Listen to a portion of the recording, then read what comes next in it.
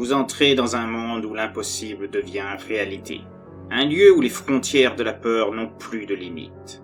Les territoires où psychopathes, démons et autres créatures font de vos cauchemars un quotidien auquel vous ne pouvez échapper. Ce monde, je l'ai créé rien que pour vous.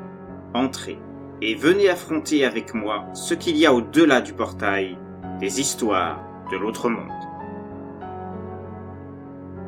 Bonjour à vous, chères créatures. Cette histoire, pour ceux et celles qui ont l'habitude de fréquenter le serveur Discord de Creepy Stories, a été contée une première fois lors d'une soirée Creepypasta, à l'issue d'un concours organisé sur le même serveur. Concours qui a vu cette histoire récompensée du premier prix, ce dont je ne suis pas peu fier. À l'origine, ce récit comportait des références à Halloween, puisque le concours avait été fait à cette occasion en octobre. Comme ça me semblait long d'attendre le prochain Halloween pour vous la présenter, je l'ai donc réadapté, en mettant en avant une autre fête, celle du Mardi Gras, où les masques font aussi partie du décor. Des masques plus colorés, au son d'une musique plus festive. Mais il y a d'autres masques qui peuvent cacher les gens. Les masques mettant dans l'ombre des apparences où la nature véritable de personnes qu'on croit sans histoire se révèle.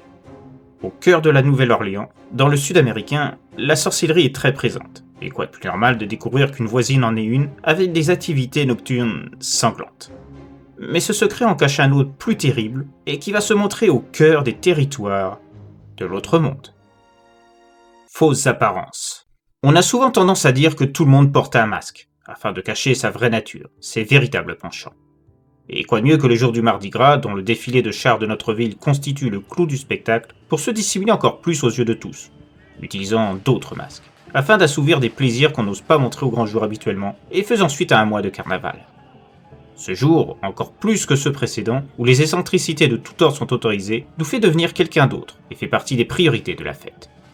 On se glisse dans le costume de personnages divers et colorés, de figures célèbres de l'histoire, de BD, de contes, arborant des maquillages représentant des icônes du folklore fantastique, jusque tard dans la nuit.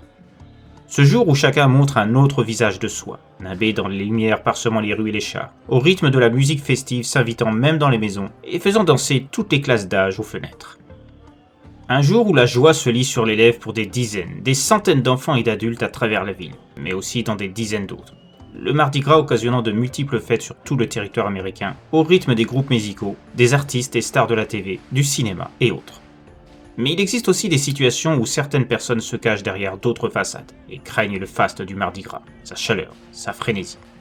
Car cette journée de fête pour nombre d'entre nous qui aimons ce qu'elle représente peut être synonyme de crainte pour d'autres, pouvant divulguer une vérité que tout un chacun n'est pas forcément prêt à voir et entendre. C'est ce type de situation que j'ai vécu.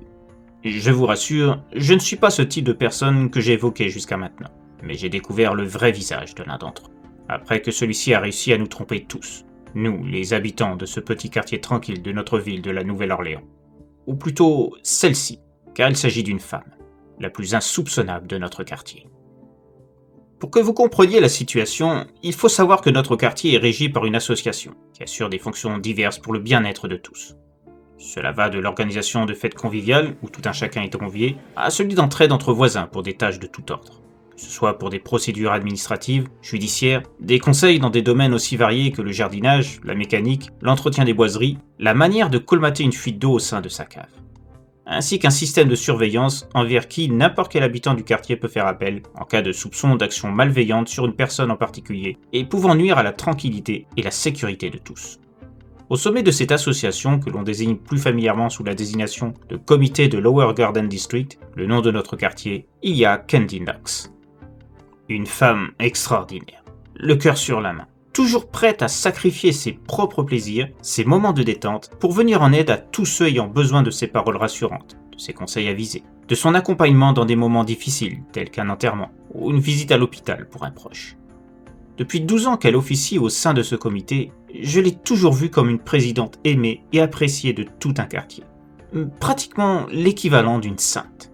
Toujours souriante, arborant des tenues impeccables, et j'ai honte de le dire, car étant mariée à une femme fabuleuse, terriblement sexy. Mais je ne suis pas le seul à avoir de telles pensées pour elle. C'est un peu le cas de tous les hommes du quartier. Surtout qu'elle est une éternelle célibataire. Et pour autant, ça n'a jamais été un sujet de conflit pour les épouses des maris, se mettant presque au garde-à-vous à chaque apparition de Candy. Car elle aussi était sous le charme de cette presque déesse de notre quartier. La sécurité de tous a toujours été sa priorité absolue, comme une mission. Et si je vous disais le nombre de fois que nous l'avons vu faire tomber le masque de personnes que l'on n'aurait jamais soupçonné de rien, vous seriez surpris. Un peu comme Madame Soberstein. En apparence, cette dernière se présentait sous la forme d'une dame âgée, bien sous tout rapport, mais dont les habitudes étaient surprenantes. Comment vous dire ? Il y avait comme un mystère qui était autour de cette vieille femme qui sortait rarement de chez elle, et à part pour s'occuper de son jardin. Nombre de fois, Candy lui a proposé de participer à des petites sessions d'activités au sein de la maison de membres du comité, comme elle en organisait une fois par semaine. Des activités pouvant aller de réunions pour présenter des cosmétiques, des boîtes Tupperware, des jeux de société, ou simplement pour papoter entre femmes. Mais Madame Solberstein n'a jamais voulu participer à cela, indiquant que ça ne l'intéressait pas. Elle préférait ses propres activités, qui ne pouvaient être comprises. Des propos qui furent relayés par Candy à nombre d'entre nous, et qui furent le déclencheur de la méfiance portée sur cette vieille dame. Des lumières étranges étaient parfois vues, sortant de son grenier ou de son salon, filtrant à travers les volets épais de ses fenêtres, en pleine nuit. L'épaisseur de ces volets, au contraire de ceux de toutes les autres maisons du quartier, faisait se poser des milliers de questions sur ce que cette vieille femme pouvait bien faire au sein de sa maison. Des rumeurs de sorcellerie firent vite le tour du quartier. D'autant que ses activités nocturnes augmentaient à l'approche de Mardi Gras. Et c'est durant cette période qu'étaient constatées des morts très étranges. Cependant, il n'y avait pas que pendant Mardi Gras que des corps étaient trouvés dans les alentours. C'étaient toujours des enfants, et les morts s'accentuaient dès que l'on s'approchait de ce jour. Candy, trouvant l'attitude de Madame Solberstein suspecte, et pensant qu'il y avait une relation entre elles, ses activités de nuit et la vague de morts se trouvant dans un périmètre proche de sa maison, elle fit son enquête. Et un soir, elle demandait à une petite équipe spéciale qu'elle avait formée, dont je faisais partie, de découvrir une fois pour toutes ce que tramait cette vieille femme, qui était peut-être une meurtrière. C'était la veille de Mardi Gras. Nous étions 4, en plus de Candy, et nous nous sommes introduits discrètement dans son jardin, passant par la porte arrière de sa maison, que Candy savait ne pas être fermée la nuit. Un élément qu'elle avait constaté au cours de sa petite enquête personnelle, pour anticiper l'action de notre équipée et découvrir le secret de Madame Solberstein. Après être entré au sein de sa demeure, nous avons surpris cette dernière en pleine séance de sorcellerie. Un pentagramme était dessiné au sol, à l'endroit où habituellement un tapis se trouvait. Toujours selon les propos indiqués par Candy, la seule à avoir eu l'occasion de parler de très près avec la vieille femme. Des bougies étaient disposées à chaque branche, ainsi que le corps ensanglanté d'un poulet. Madame Solberstein portait dans ses mains une sorte de dague. Vous savez, un peu comme celle qu'on utilise dans les films d'horreur traitant de sacrifices. Candy fut la première à s'avancer en courant, nous demandant d'encercler la femme, afin qu'elle ne s'échappe pas. Il ne fut pas difficile de la maîtriser. Sur le pentagramme, nous découvrions également des objets divers. Des bracelets, des colliers en plastique, des chaussettes, des gants. Pendant que 2 d'entre nous appelaient la police, après avoir attaché celle qui s'était avérée être une vraie sorcière, Candy et moi nous découvrîmes dans d'autres pièces des choses plus macabres. Des toits ensanglantés, coupés depuis peu, figuraient dans une petite boîte, dans un tiroir de la commode de sa chambre. Il y avait aussi une fiole contenant du sang. Plus tard, nous trouvions dans le congélateur des organes cachés dans des sacs alimentaires, au milieu d'autres, et contenant des cœurs, des poumons, des foies. C'était un spectacle horrible. Et je dois avouer que tout le monde fut soulagé quand la police est venue peu après, emmenant avec eux la vieille femme, qui se laissait faire, sans rien dire, résignée. Cette nuit-là, j'ai très mal dormi, repensant sans cesse à ce que nous avions découvert. Le lendemain, jour du Mardi Gras, Candy m'avertissait que la police l'avait appelé, disant que les organes trouvés chez Madame Solberstein correspondaient à ceux manquant sur les corps d'enfants qui avaient été découverts aux alentours depuis plusieurs mois. Elle me disait aussi que cela l'avait fatiguée, et qu'elle avait laissé le soin de demander à d'autres membres du comité de s'occuper de l'organisation du Mardi Gras cette année, qu'elle ne se sentait pas la force de faire la fête après ce qu'on avait découvert, ce que je pouvais comprendre. Néanmoins, cela me peinait de savoir Candy rester seule, à l'écart de la fête. Je décidai de me rendre chez elle afin de lui apporter un peu de compagnie et aussi la réconforter après notre découverte éprouvante de la veille.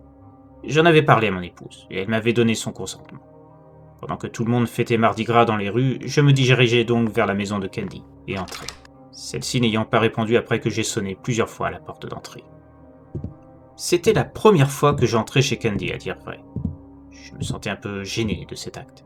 Mais elle faisait tellement pour nous tous que je trouvais normal que, pour une fois, ce soit elle qui soit le centre d'attention de l'un d'entre nous. Il y avait une impression bizarre pendant que je marchais au sein de la demeure. Une oppression semblant venir de l'atmosphère. J'appelais Candy, mais celle-ci ne répondait pas. Je doutais qu'elle se fût endormie, vu que je venais de l'appeler il y avait à peine un quart d'heure. Je continuai mon avancée, Sentant s'accentuer au fur et à mesure que je m'avançais dans le salon, cette impression étrange qui se dégageait tout autour de moi. Je voyais de la lumière venant de la salle de bain. Je l'appelais encore, afin de ne pas la trouver dans une tenue qui ne pourrait que m'embarrasser, plus que je ne l'étais déjà. Mais je ne recevais toujours aucune réponse. Alors je continuais, et pénétrais dans la pièce où je pensais que Candy se trouvait.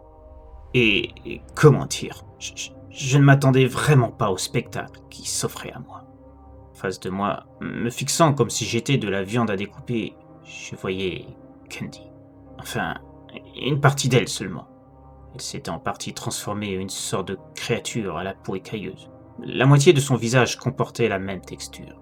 Son œil droit ressemblait à ceux d'un crocodile ou d'un serpent. De la peau humaine gisait au sol, comme s'il s'agissait d'un costume dont elle s'était dévêtue. Je la vis arracher le reste de peau de son visage, finissant de montrer sa véritable apparence. Elle s'approchait de moi, le pas lourd, me fixant toujours. Malgré la peur, mon instinct me fit prendre en main un canif que je portais toujours à ma ceinture. Une des mesures sécuritaires imposées par Candy elle-même lors de nos rondes du quartier. Elle se jetait alors sur moi, et je brandissais la lame juste devant, fermant les yeux.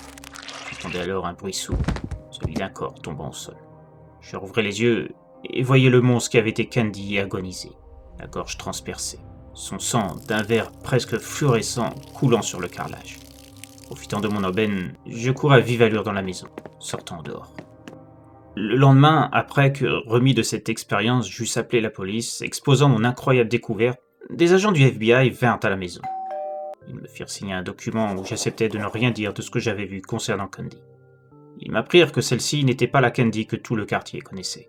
La vraie Candy, enfin, son corps, avait été retrouvé dans le jardin, enterré très profondément, au pied d'un pommier. Le FBI supposait que cette créature avait pris sa place il y avait déjà 1 an de ça.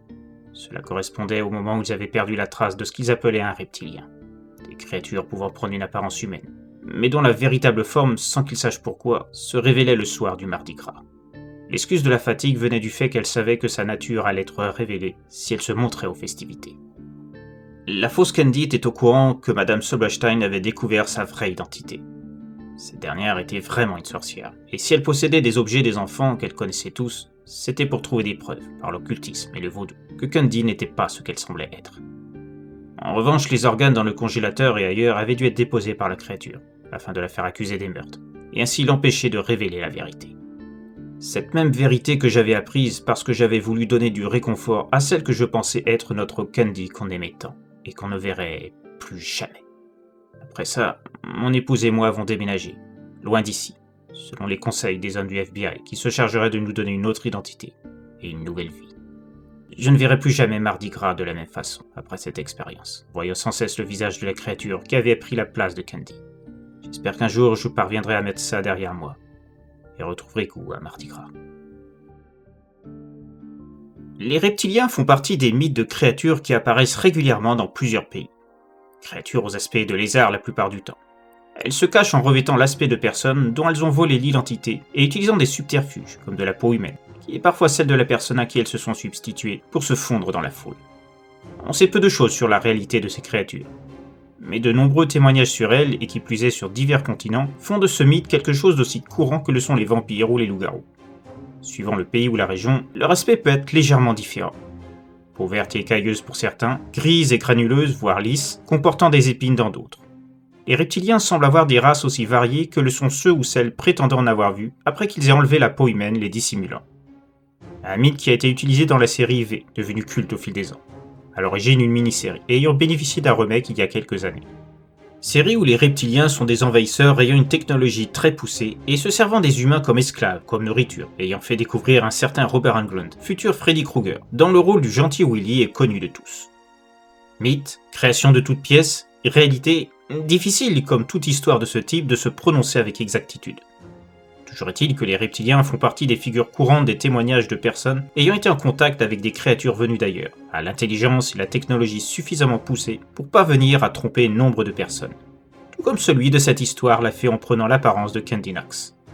Mais il est temps de vous laisser, et de vous dire à très bientôt pour une nouvelle histoire de l'autre monde.